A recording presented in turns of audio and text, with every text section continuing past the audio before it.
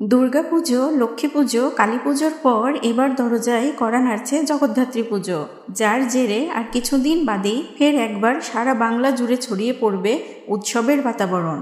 নমস্কার সবাইকে, আমি জয়া। ধর্মতত্ত্বের আরও একটি নতুন পর্বে আপনাদের জানাই সুস্বাগতম। আশা করি সবাই ভালো আছেন ও সুস্থ আছেন পরম করুণাময় ঈশ্বরের অশেষ কৃপায়। তো বন্ধুরা, দুর্গাপুজো, কালী পুজো, লক্ষ্মী পুজো তো শেষ, তাই বললে কি আমাদের উৎসবের আমেজও শেষ হয়ে যাবে? একদমই নয়। কথাই তো আছে, বাঙালির 12 মাসে 13 পার্বণ। সেই কথার জের ধরেই আর কিছুদিন বাদেই উদযাপিত হতে চলেছে জগদ্ধাত্রী পুজো। হ্যাঁ বন্ধুরা, আজ আমাদের আলোচনার বিষয় থাকছে দেবী জগদ্ধাত্রীকে নিয়ে। কে ছিলেন দেবী জগদ্ধাত্রী, কিভাবে প্রচলন হলো তার পুজোর, জগদ্ধাত্রী দেবীর কিছু পৌরাণিক কাহিনী, এবছর জগদ্ধাত্রী দেবী পূজার সঠিক সময়সূচি এবং জগদ্ধাত্রী পুজোর নবমী তিথিতে করণীয় সহজ কিছু বিশেষ টোটকা থাকবে আজকের এই ভিডিওতে। আপনারা যদি আপনাদের ভাগ্যের হাল ফেরাতে চান তাহলে অবশ্যই মেনে চলবেন এই বিশেষ টোটকাগুলো নবমীর দিনটিতে।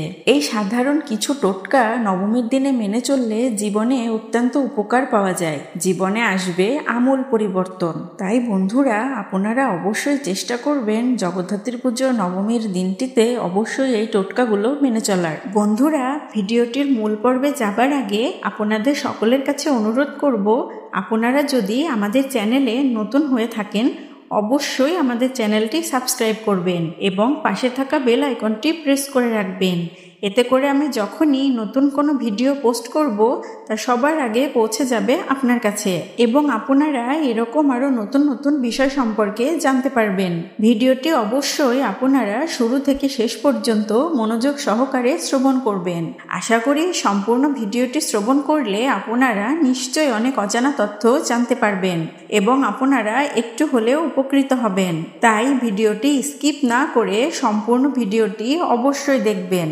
ভিডিওটি সম্পূর্ণ মনোযোগ সহকারে শ্রবণ করে যদি আপনারা একটিও উপকৃত হন এবং আপনারা যদি অজানা কোনো তথ্য জেনে থাকেন এবং আপনাদের যদি ভিডিওটি ভালো লেগে থাকে তাহলে ভিডিওতে একটি লাইক অবশ্যই করবেন এবং কমেন্টে আপনার মূল্যবান মতামত আমাদেরকে অবশ্যই জানাবেন, কেননা আপনাদের মূল্যবান মতামত আমাদের কাছে খুবই গুরুত্বপূর্ণ। তাহলে চলুন বন্ধুরা, বেশি কথা না বাড়িয়ে চলে যাওয়া যাক আজকের মূল পর্বে। দেবী জগদ্ধাত্রী হলেন শক্তির দেবী। দেবী দুর্গা তথা দেবী পার্বতীরই আর এক রূপ হলেন দেবী জগদ্ধাত্রী। উপনিষদে যার নাম উমা হৈমবতী, বিভিন্ন তন্ত্র ও পুরাণ গ্রন্থেও তার উল্লেখ পেয়ে থাকি আমরা। আবিধানিক অর্থে জগদ্ধাত্রী শব্দের অর্থ হল ত্রিভুবনের ধারণ কর্ত্রী। জগৎ তথা ত্রিভুবন এবং ধাত্রী তথা ধারণ কর্ত্রী, যিনি জগতের সমস্ত রকম ভালো মন্দের দায়িত্ব ধারণ করে থাকেন, তিনিই জগদ্ধাত্রী। ব্যাপ্ত অর্থে দেবী দুর্গা ও দেবী কালী সহ অন্যান্য শক্তির দেবীগণ হলেন দেবী জগদ্ধাত্রী স্বয়ং। তবে শাস্ত্রে জগদ্ধাত্রী দেবীর রূপের নামকরণের পশ্চাতে রয়েছে সূক্ষ্মতর কিছু ধর্মীয় দর্শন। নিয়ত পরিবর্তনশীল এই জগতের পেছনে রয়েছে তার রক্ষণ ও পোষণের জন্য অচিন্তনীয় মহাশক্তির এক অদ্ভুত খেলা। সতত পরিবর্তনশীল জগৎ এই মহাশক্তি দ্বারাই বিধৃত। তিনি নিত্যা, শাশ্বতী ও অপরিবর্তনীয়া। দেবী জগদ্ধাত্রী এই ধৃতিরূপিণী মহাশক্তি। জগদ্ধাত্রী পূজা বাঙালির হিন্দু সমাজের একটি বিশিষ্ট উৎসব হলেও দুর্গা বা কালী পূজার তুলনায় এই পূজার প্রচলন অপেক্ষাকৃত আধুনিক কালেই ঘটে।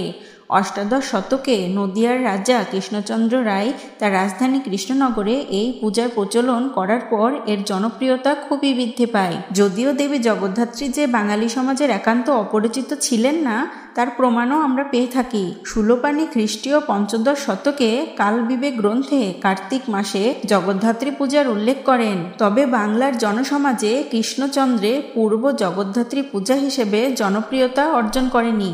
কেবল কিছু ব্রাহ্মণ গৃহে দুর্গাপূজার পাশাপাশি জগদ্ধাত্রী পূজাও অনুষ্ঠিত হতো। অন্যান্য পূজার থেকেও জগদ্ধাত্রী পূজার নিয়মটি একটু স্বতন্ত্র। সাধারণত দুটি প্রথায় এই পুজো হয়ে থাকে। কেউ কেউ সপ্তমী থেকে নবমী পর্যন্ত দুর্গাপূজার ধাঁচেই এই পূজা পালন করে থাকেন। আবার কেউ কেউ নবমীর দিনটিতেই 3 বার পুজোর আয়োজন করেন এবং সপ্তমী, অষ্টমী ও নবমী পূজা একসাথেই সম্পন্ন করেন। আবার কোনো কোনো স্থানে এখানে প্রথম ও দ্বিতীয় পূজার পর কুমারী পূজারও আয়োজন করা হয়ে থাকে। মোট কথা দুর্গাপূজার সাথে জগদ্ধাত্রী পূজার অনেক সাদৃশ্য রয়েছে। এবার চলুন জেনে নেওয়া যাক কিভাবে সৃষ্টি হলেন দেবী জগদ্ধাত্রী, কেনই বা আবির্ভাব ঘটেছিল দেবী জগদ্ধাত্রীর। পুরাণ ধর্মগ্রন্থ থেকে দেবী জগদ্ধাত্রীর সৃষ্টি সম্বন্ধে জানা যায় যে মহিষাসুর বধ করার পর অত্যাধিক উল্লাসিত দেবতাদের অহংকার চূর্ণ করার জন্য দেবীর এই বিশেষ রূপের সৃষ্টি হয়েছিল। মহিষাসুর বধের পর দেবতারা ভাবতে শুরু করেন যেহেতু দেবী দুর্গা তাদেরই সম্মিলিত শক্তির প্রকাশ, অতএব অসুর বধের সমস্ত কৃতিত্বই তাদের, এবং তারা এও প্রতীত করেছিলেন যে দেবী দুর্গার উৎপত্তি কেবলই ব্রহ্মার বরের সম্মান রক্ষার্থে। দেবতাদের এই মিথ্যা দর্প চূর্ণ করতে ও শক্তি পরীক্ষার উদ্দেশ্যে দেবী একটি তৃণখণ্ড তাদের দিকে ছুঁড়ে দেয়, কিন্তু ইন্দ্র, অগ্নি, বায়ু ও বরুণদেব কেউই সেই তৃণকে প্রতিরোধ করতে পারেননি। দেবতাদের ব্যর্থতা দেখে স্বয়ং দেবী জগদ্ধাত্রী দেবতাদের সামনে আবির্ভূত হন এবং তাদের বুঝিয়ে দেন যে তিনি এই জগতের প্রকৃত ধারণী শক্তি। অপর একটি ধারণা অনুযায়ী একবার যক্ষদেব বায়ুদেবকে প্রশ্ন করে জানতে চেয়েছিলেন যে তিনি নিজের ক্ষমতার সাহায্যে কি কি করতে সক্ষম, যার উত্তরে পবনদেব জানিয়েছিলেন যে যত উঁচু পাহাড়ই হোক না কেন তিনি অবলীলাক্রমে তা পার করতে পারবেন। পবনদেব এও বলেছিলেন যে ব্রহ্মাণ্ডের গতির চেয়েও তীব্র গতিতে তিনি ব্রহ্মাণ্ডের পরিক্রমা করতে সক্ষম। ফলস্বরূপ তার পরীক্ষা নিতে প্রস্তুত হন যক্ষদেব এবং তিনি এক অতি সূক্ষ্ম রূপ ধারণ করেন। অতি সূক্ষ্ম রূপ ধারণ করে বায়ুকে সেই রূপ নষ্ট করে দেখাতে বলেন, কিন্তু যক্ষের কোনো ক্ষতি করতে সক্ষম হতে পারেন না পবনদেব। এরপর একে একে অন্য সমস্ত দেবতাও পরাস্ত হন। এই পরাজয়ের পর নিজের অহংকারে স্বভাবের আভাস পেয়ে যান দেবতারা।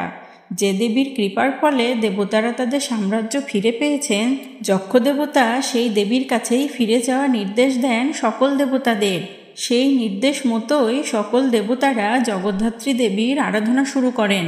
কোথাও কোথাও এ কথারও উল্লেখ পাওয়া যায় যে জগদ্ধাত্রী করিন্দ্রাসুর নামক এক অসুরকে বধ করেছিলেন। প্রসঙ্গত উল্লেখ্য যে সংস্কৃতে হাতির আর একটি নাম করি, আর তাই মনে করা হয় মা জগদ্ধাত্রী দুর্গারই আর এক অনন্য রূপ। কথিত আছে যে যুদ্ধের সময়কালে মত্ত মহিষাসুর মায়ারূপ ধারণ করে জগদ্ধাত্রীকে বিভ্রান্ত করার চেষ্টা করেন এবং একইভাবে দেবীকে বিচলিত করতে হস্তিরূপ ধারণ করে মহিষাসুর। হস্তিরূপী মহিষাসুর যখন দেবী দুর্গাকে বধ করতে চাইলেন তখন দেবী দুর্গা সিংহ বাহিনী চতুর্ভুজা রূপ ধারণ করেছিলেন এবং তারপরে চক্র দিয়ে হাতির সুর কেটে ফেলেন দেবী।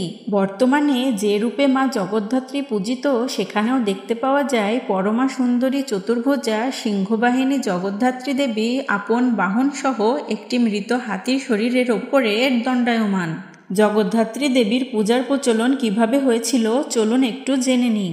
জগদ্ধাত্রী দেবীর পুজো প্রথমে কট্টর নিয়ম অনুসারে প্রচলিত ছিল ব্রাহ্মণদের মধ্যে। দেবী জগদ্ধাত্রী হলেন সত্য গুণের প্রতীক, যা ব্রাহ্মণদের একটি বৈশিষ্ট্য বলে মনে করা হয়ে থাকে। আবার দেবীর কণ্ঠে যে উপবিত আছে তা স্পষ্টভাবেই ব্রাহ্মণ্য তন্ত্রের পরিচায়ক। কোনো কোনো মন্ত্রে দেবীকে সাক্ষাৎ ব্রাহ্মণ বলেও অভিহিত করা হয়েছে। নিয়ম অনুসারে সত্যগুণধারিণী জগদ্ধাত্রীর অর্চনা করতে পারবেন ব্রাহ্মণরা, রজগুণধারিণী দুর্গাপূজা করবেন ক্ষত্রিয়েরা এবং তমগুণধারিণী মা কালীর পূজা অন্যান্যরাও করতে পারেন। পরবর্তীকালে ব্রাহ্মণদের এই জগদ্ধাত্রীর আরাধনার সূত্রকে গ্রহণ করেছিলেন বণিক শ্রেণীর দল, আর সেই ইতিহাস বহন করেই এখনও দুর্গাপূজার উৎসবের বিকল্প হিসেবেই জগদ্ধাত্রী পূজার উৎসবও পালন করা হয়ে আসছে। আপনারা সকলেই হয়তো জেনে থাকবেন চন্দননগরের জগদ্ধাত্রী পুজো সবচেয়ে সুপ্রসিদ্ধ, কিন্তু আপনারা জানেন কি কিভাবে শুরু হয়েছিল চন্দননগরের জগদ্ধাত্রী পুজো? জানেন কি চন্দননগরের সেই লোমহর্ষক ইতিহাস জানলে চমকে যাবেন আপনারাও। চন্দননগরের জগদ্ধাত্রী পুজোর জৌলুসের কাছে হার মানতে বাধ্য সকলেই, কিন্তু চন্দননগরের জগদ্ধাত্রী পুজো কিভাবে শুরু হয়েছিল তা নিয়ে রয়েছে নানা মত। একটি মত বলে নদিয়ার রাজা কৃষ্ণচন্দ্রের আমলেই শুরু হয় চন্দননগরের জগদ্ধাত্রী পুজো। তখন খুব সম্ভবত সালটা ছিল ইংরেজি 1710। কোনো এক কারণে বাংলার নবাবের হাতে বন্দী হয়েছিলেন ছিলেন রাজা কৃষ্ণচন্দ্র। রাজা কৃষ্ণচন্দ্র কারাগারে বন্দী থাকাকালীন সময়ে হয়েছিল দুর্গাপুজো। তাই দুর্গাপুজোর সময়ে দেবী মায়ের দর্শন পাননি রাজা কৃষ্ণচন্দ্র। দেবী মায়ের পূজায় না থাকতে পারায় রাজা কৃষ্ণচন্দ্রের মন অস্থির হয়ে ওঠে। কারাগারে বন্দী থাকাকালীন সময়ে রাজা কৃষ্ণচন্দ্র দেবীর স্বপ্নাদেশ পান। স্বপ্নে দেবীর নির্দেশ পান কার্তিক মাসের শুক্ল নবমী তিথিতে মায়ের চতুর্ভুজা রূপের আরাধনা করার। এরপর কারাগার থেকে মুক্তি পাবার পরই দেবী জগদ্ধাত্রী পুজো শুরু করেন রাজা কৃষ্ণচন্দ্র। আরও একটি মতামত থেকে জানা যায় চন্দননগরের জগদ্ধাত্রী পুজো শুরু হয়েছিল ইন্দ্রনারায়ণ চৌধুরীরই হাত ধরে। রাজা কৃষ্ণচন্দ্রের ঘনিষ্ঠ ছিলেন ইন্দ্রনারায়ণ চৌধুরী। তিনি ছিলেন ফরাসি সর্দারের দেওয়ান। কথিত আছে কৃষ্ণনগরের রাজবাড়িতে রাজা কৃষ্ণচন্দ্রের বাড়ির পুজোয় অতিথি হিসেবে গিয়েছিলেন তিনি। রাজা কৃষ্ণচন্দ্রের বাড়ির সেই পুজো দেখে মুগ্ধ হয়ে যান ইন্দ্রনারায়ণ চৌধুরী। ইন্দ্রনারায়ণ চৌধুরী ছিলেন চন্দননগরের লক্ষ্মীগঞ্জের চাউলপট্টির বাসিন্দা। সেখানেই চাউলপট্টির নিচুপাটিতে ইন্দ্রনারায়ণ প্রথম শুরু করেন জগদ্ধাত্রী পুজো। এখানে জগদ্ধাত্রী পুজো পুরনো প্রথা মেনেই শুধুমাত্র নবমী তিথিতে সম্পন্ন হয়ে থাকে। চন্দননগরের আদি পূজা হিসেবে এই পূজাকে চিহ্নিত করা হয়। এবছর অর্থাৎ 2025 সালে জগদ্ধাত্রী পূজা অনুষ্ঠিত হবে আগামী 30শে অক্টোবর রোজ বৃহস্পতিবার। এই দিনে যদি বিশেষ কিছু টোটকা মেনে চলা যায় তাহলে আপনাদের জীবনে আসবে আমূল পরিবর্তন। আপনারা নিজেরাই বুঝতে পারবেন আপনাদের জীবনে কি কি পরিবর্তন এসেছে।